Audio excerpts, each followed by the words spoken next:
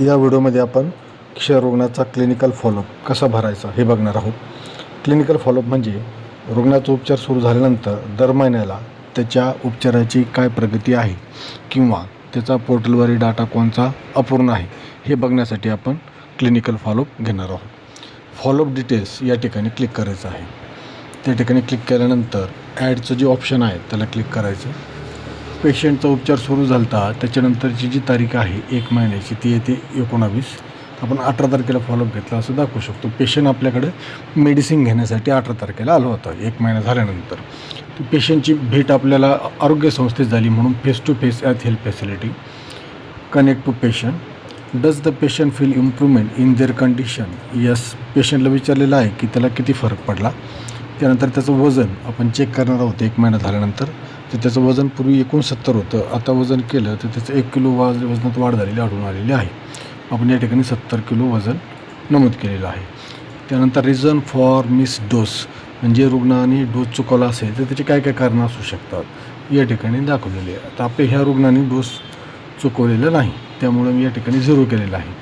आता यानंतर काय करायचं आहे की या रुग्णाचा ॲड्रेस आपल्याला मार्क करायचा आहे, म्हणजे त्यांनी गोळ्या खाल्ल्या का नाही हे पोर्टलवर दाखवायचं आहे. या ठिकाणी मी ॲड ऑप्शनला क्लिक करतो. त्यानंतर 18, 19, 20 या 3 तारखा मी निवडलेल्या आहे आणि कन्फर्म म्हटलेलं आहे.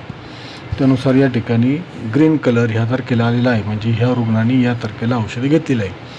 नेक्स्ट केल्यानंतर आपले काही चेक पॉईंट आलेले आहेत. यामध्ये पहिला पॉईंट काय आहे की त्याचं बँक डिटेल्स आपण टाकलेलं आहे का, तर या ठिकाणी टाकलेलं दिसते. त्यानंतर त्याचं लोकेशन टाकलेलं आहे का, तर लोकेशन टाकलेले नाही.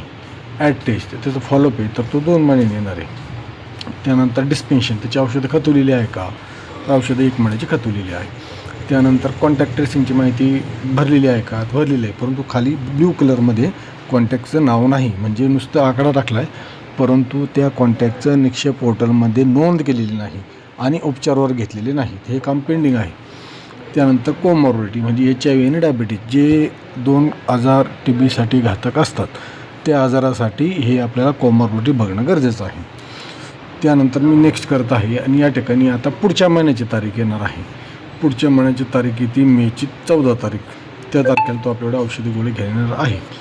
तर आपली व्हिजिट कशी होणार आहे, त्या तारखेला फेस टू फेस होणार आहे, कारण पेशंट गोळ्या घ्यायला आपल्याकडे येणार आहे. मग काय विचारलं, तो पेशंट मायग्रंट किंवा ट्रॅव्हल करतो का दरवेळेस, तर नाही. Does the patient have people who can directly support them through the treatment. आपल्याकडे अशातही ट्रीटमेंट देतात. Does the patient have any financial difficulties in continue with the prescribe treatment plan. त्याला काही प्रॉब्लेम आहे का, त्याच्यानंतर त्याचे इतर काही विषय आहेत का, आणि does the patient feel they will get